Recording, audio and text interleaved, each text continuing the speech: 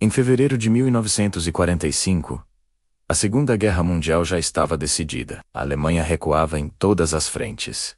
O Reich estava implodindo, e milhões de civis fugiam desesperados do avanço soviético. Em meio a essa fuga em massa, uma cidade ganhou destaque por motivos que ninguém imaginava. Dresden, menos a Florença do Elba. Dresden era sinônimo de arte, cultura e arquitetura barroca. Palácios, catedrais, galerias e museus faziam da cidade uma joia histórica, mas naquele mês ela estava lotada de refugiados. Mulheres, idosos e crianças que buscavam um lugar seguro longe do fronte. E foi justamente nesse momento que um dos episódios mais controversos da guerra começou. Na noite de 13 de fevereiro, mais de 240 bombardeiros britânicos cruzaram o céu. Quando as sirenes tocaram, já era tarde demais.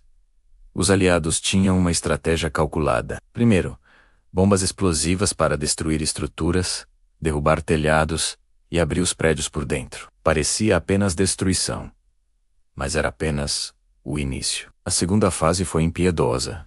Bombas incendiárias, milhares delas. Elas liberavam fósforo e magnésio, criando temperaturas tão altas que incendiaram a cidade inteira em poucos minutos. Uma tempestade de fogo tomou conta de Dresden. O calor era tão intenso que sugava o ar das ruas, arrastando pessoas como se fossem folhas secas. Prédios explodiam, ruas viravam rios de chamas, e algumas vítimas simplesmente evaporavam. Pedido para comentar a Nuno. Pausa rápida. Você acredita que esse ataque tinha justificativa militar ou foi um ato desnecessário? Comenta aí, quero ver sua opinião. O primeiro ataque durou horas. Quando os britânicos foram embora, a cidade já estava destruída. Mas o pior ainda estava por vir. Na manhã seguinte, enquanto bombeiros, médicos e civis tentavam resgatar sobreviventes, uma nova formação apareceu.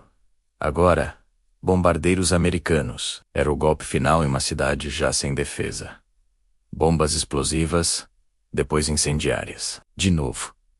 Dresden virou um inferno. Quem tentou se esconder em túneis morreu sufocado. Quem correu pelas ruas morreu nas chamas. Quem se abrigou em prédios foi esmagado pelos desabamentos. Em poucas horas, entre 25.0 e 35 mil civis perderam a vida, menos muitos irreconhecíveis, reduzidos a cinzas. Então, quando todos esperavam que aquilo tivesse acabado, os bombardeiros retornaram no terceiro dia. Eles atingiram equipes de resgate, pessoas feridas e refugiados, tentando fugir da cidade. A justificativa oficial era de que Dresden era um centro logístico estratégico. Mas muitos historiadores discordam.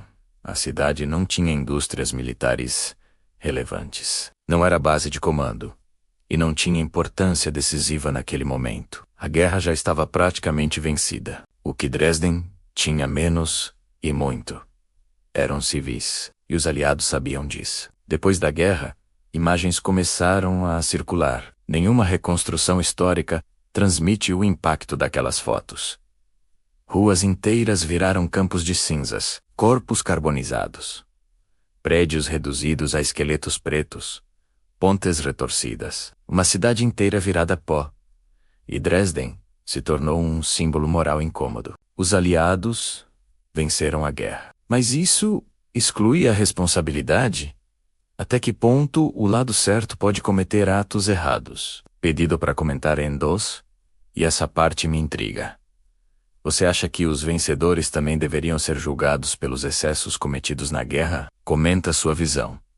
O debate continua até hoje. Alguns dizem que foi necessário para quebrar a moral alemã. Outros afirmam que foi um recado político para Stalin antes da Guerra Fria.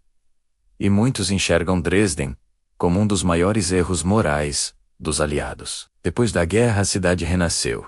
Igrejas foram reconstruídas. Palácios restaurados. Pontes levantadas do zero. Dresden voltou a viver menos, mas nunca esqueceu. O fogo passou, mas o questionamento ficou. Dresden foi um crime, uma estratégia ou apenas a face mais fria e impiedosa da guerra moderna? E se você chegou até aqui, se inscreva no canal para receber mais histórias profundas como essa.